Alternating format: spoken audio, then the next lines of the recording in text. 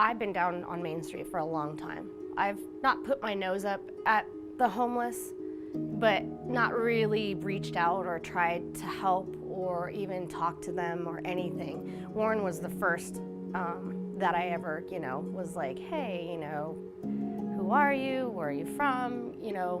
He taught me to not be afraid to talk to people. We don't know their story. We don't know what they've been through. They may not be sitting there with their hand out wanting money. Warren wouldn't even take food. He wouldn't take a thing. I would have to sneak cookies into his bag on holidays. He just wasn't that kind of person. So he taught me definitely to be kind. He really did. He did.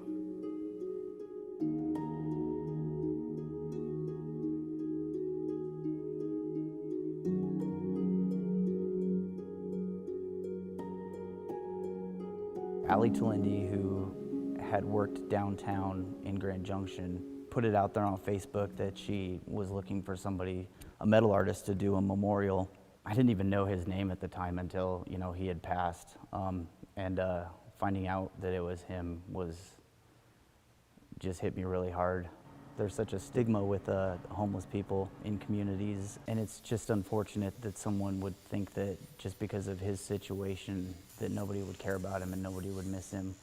Being in a similar situation myself, there's little hope for those individuals sometimes internally, and so when they get outside hope, outside happiness and joy from others, that means a lot to somebody that's in their situation, and to just think that they are somebody that doesn't matter is just so far from the truth. And I think it's definitely apparent with how much Warren has missed. So I knew that I wanted to do a chair just because it just seemed like that would be something that he would enjoy because he liked to sit in that chair.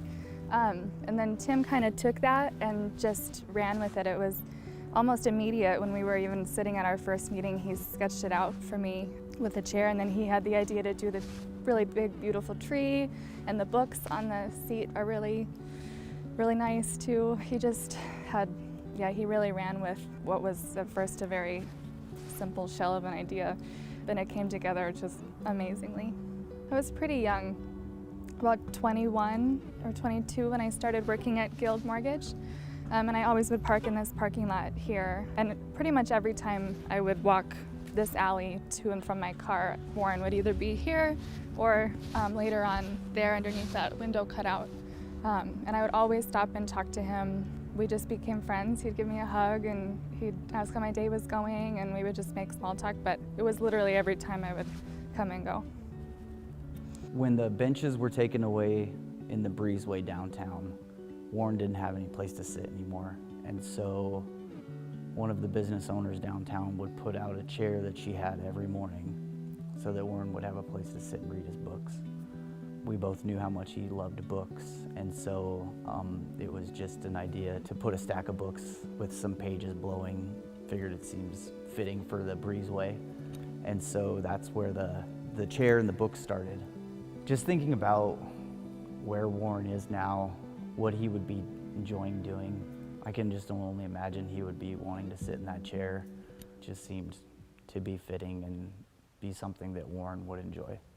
It's actually a replica of my late father's chair. I had it down here in the basement.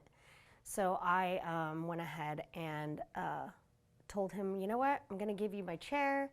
I have it downstairs, no one's sitting on it, so we'll put it in, we'll print it out every single day, it's the exact replica of the chair.